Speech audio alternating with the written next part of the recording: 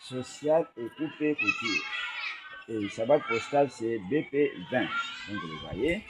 Et cette école a comme devise, la devise de cette école, comme vous le voyez ici, discipline, travail et courage. Voici l'extérieur, ça c'est l'extérieur de notre école et nous voulons maintenant. Voici notre salle des professeurs. Les professeurs sont là, bien assis, comme vous le voyez. Mesdames et messieurs sont bien assis, faisant leur travail. Et ici, souvent nous venons ici pour les préparatifs de nos leçons.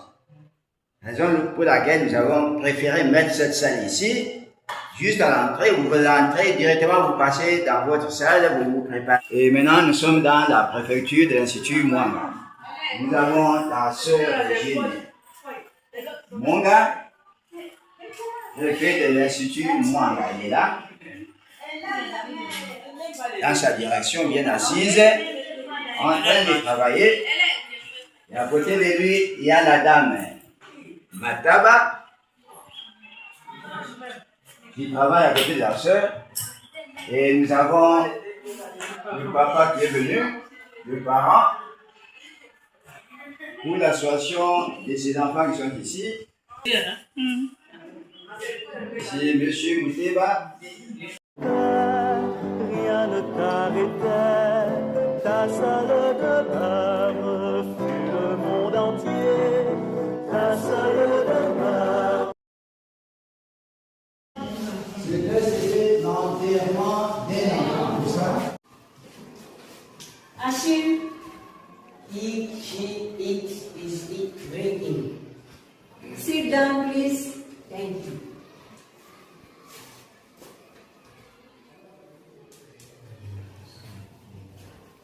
Kabiza, we are sleeping. We are sleeping.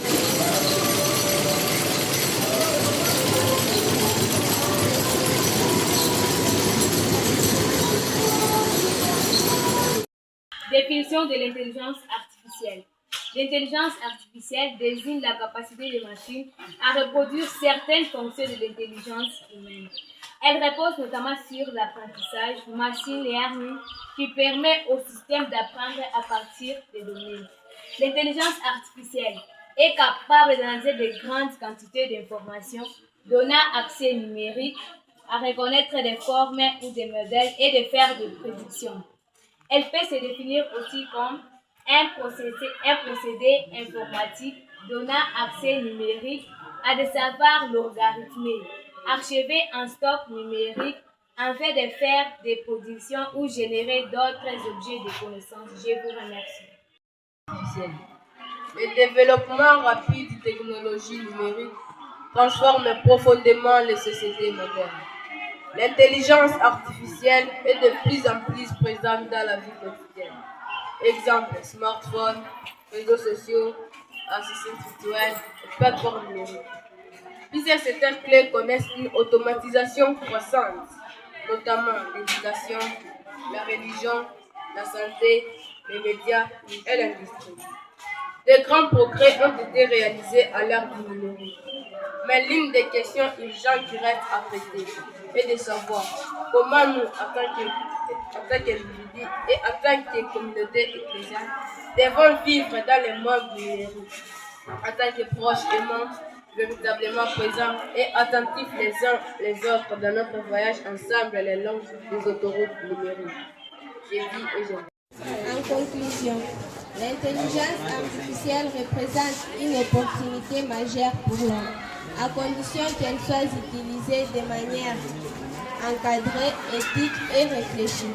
Bien exploitée, elle peut améliorer l'efficacité, la créativité et les prises de décision, tout en ouvrant les nouvelles perspectives dans des domaines variés, tels que la santé, l'éducation, l'industrie et la communication.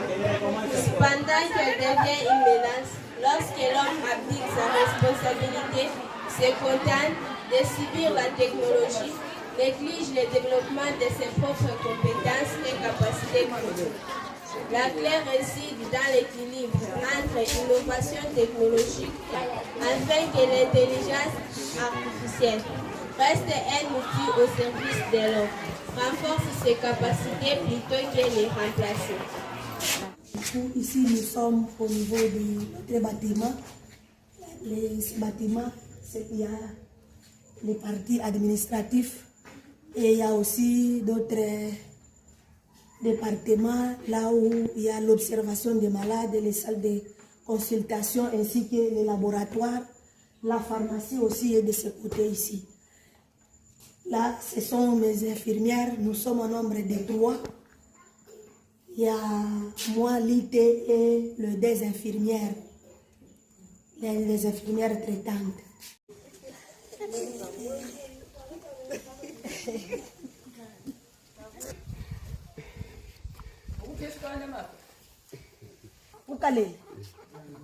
Ukale na kashi. Yumana file mwana ngwe machine. Ngami yenu na mulamazana hula ngamunu ambulula tizana yinga.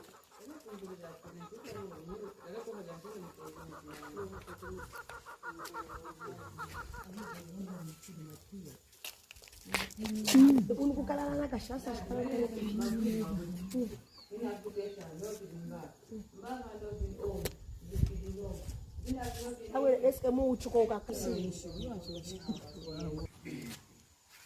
Ici, nous sommes au niveau des cas, là où nous avons quelques familles de lépreux ici. Il y a à peu près 6 familles, c'est 5 familles de nos frères lépreux, ils sont là. C'est un peu ça.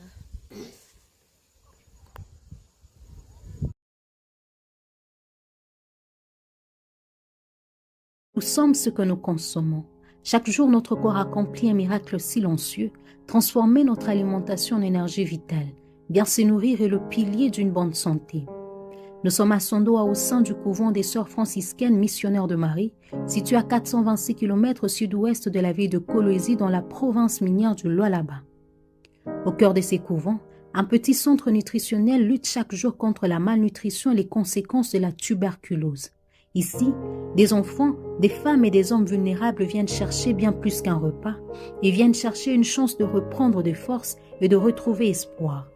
Dans cette salle modeste, les centres fonctionnent avec très peu de moyens. Seulement 2 balances permettent de suivre l'évolution du poids de malades et des enfants souffrant de malnutrition.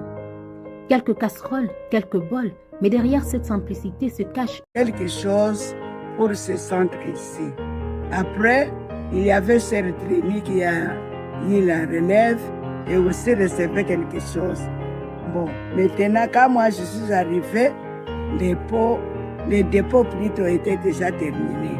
Alors la congrégation a aidé, plus ou moins quelque chose pour nous appuyer. Comme vous voyez, on cultivait les soja, on cultivait tout ce qu'il fallait pour manger. Parfois, ça ne suffisait pas. Depuis que je suis ici, j'avais eu une seule fois quelque chose en nature, 2 ou 3 sacs de maïs, un buteau d'huile, un paquet de biscuits que j'avais reçu d'un député originaire d'ici. Depuis lors, je n'ai jamais eu un appui ni de l'État ou d'un organisme. Donc c'est la congrégation qui m'aide. Bon, jusqu'à présent, la congrégation s'organise. Mais vous voyez le centre ici, là, quoi que ce soit. Pas d'armoire, pas de buffet, pas de quoi. Même la table là que vous voyez, c'est vraiment des menus, le minimum possible. Or que ça ne devrait pas être comme ça. Merci beaucoup. En tout cas, je remercie qui, à travers notre congrégation, nous aide. Je remercie à elle. Et puis, je remercie aussi. Des enfants congolais de moins de 5 ans sont affectés par différentes formes de malnutrition, une situation aggravée par la pauvreté, les conflits armés, les maladies et l'insécurité alimentaire. À Sondoa, cette réalité se vit chaque jour. Nous espérons qu'à travers ces documentaires, des personnes de bonne volonté pourront découvrir la réalité du centre et soutenir cette œuvre humanitaire.